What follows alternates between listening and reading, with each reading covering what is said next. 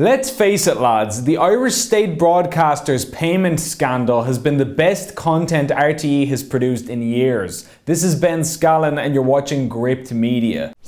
Before we start the video, please consider signing up via the link on screen to become a Gript Premium member, which comes with all sorts of perks and helps us to pay the bills and survive day to day. And also, please like and leave a comment to help us in the algorithm. And so with that said, on to the video.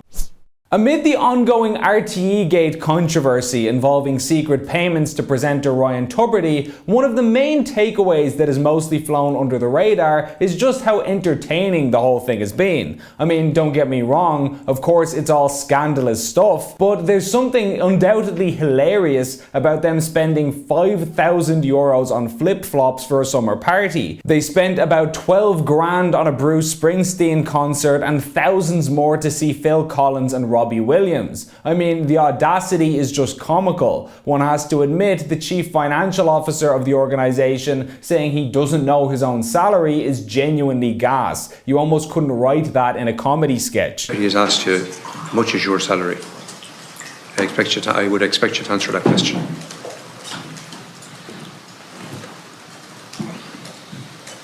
I don't know what my exact salary is off the top of my head, but I can give you. I can give you. It's absolutely outrageous. I can give you an Chief Financial Officer of RT can't tell us what he's paid. We're supposed to buy that.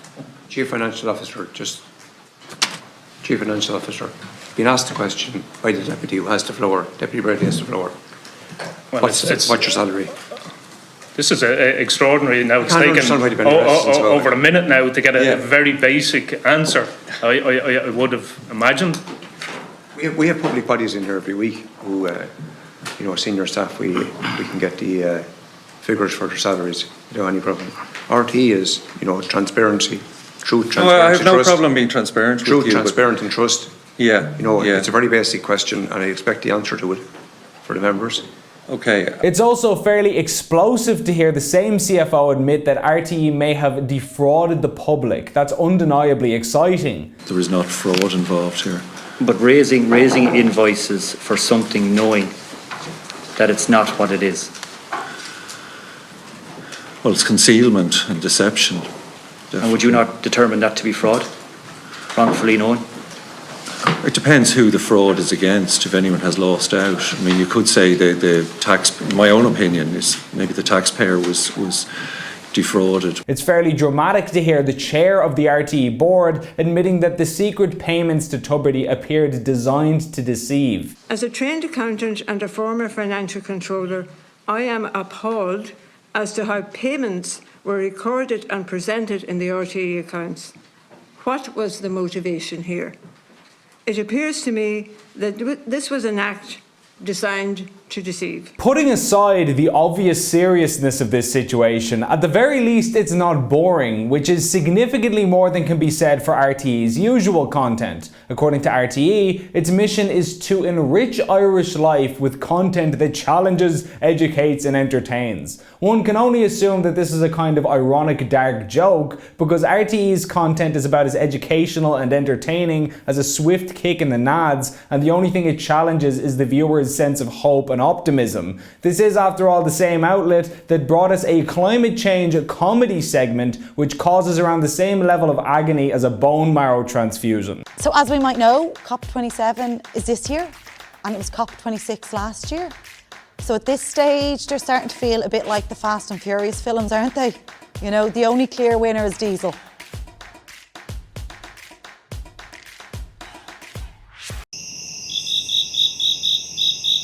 It's also the same outlet that responded to the widely popular East Wall migration protests by wheeling out a wall of their own, namely Steo Wall, who sang the cringeworthy More Blacks, More Dogs, More Irish anti-racist anthem to chastise the entire nation.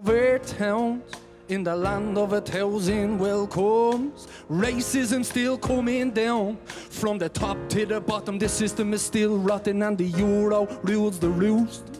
We got Men and women in direct provision under living conditions of abuse. Wall is, of course, a convicted killer who stabbed a man to death in prison over a bag of heroin, as previously revealed on Gript. And apparently this is a guy who RTE felt would be in a good position to give the country moral lectures. Let's also not forget that this is the same RTE that had the Gardaí dancing to the Jerusalem challenge on TV during COVID.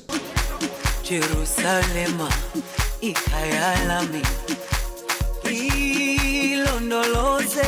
and this is, by the way, around the same time that police were baton charging protesters and raiding churches in the middle of Mass for breaking government restrictions and guidelines. And speaking of Mass, they even thought it was appropriate to broadcast a comedy sketch accusing the Christian God of raping the Virgin Mary mere days after Christmas. God became the latest figure to be implicated in ongoing sexual harassment scandals.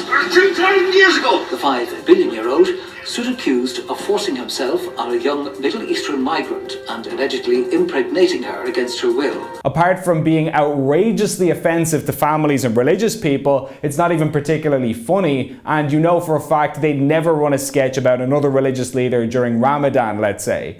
They had on Luke O'Neill inside human-sized frog spawn as a proposed solution to gigs being banned during lockdown, and they had the same Luke O'Neill strumming his acoustic guitar in your ear as part of a New Year's celebration. Between Claire Byrne hiding in her shed and Tubridy being the only unmasked person in a massive crowd after his return, their usual content is just one disaster after another. RTE is to entertainment what anaphylactic shock is to allergy sufferers. It's enough to make you break out in hives. So really, when you think about it, this scandal is the best thing that ever happened to them. It made RTE watchable for once, as everyone tunes in to see the car crash. If you ask me, their next director of strategy should seriously consider this as a business model going forward. They're evidently much better at being funny by accident than on purpose, and a comedy of errors would be infinitely more enjoyable than whatever they think they're doing up until this point. Please like and share this video, and if you enjoyed it, please consider signing up for a monthly donation via the link on screen to help us produce more content like this. Alternative media like Gript needs all the assistance it can get, and every donation goes a long way. As always, thanks for watching.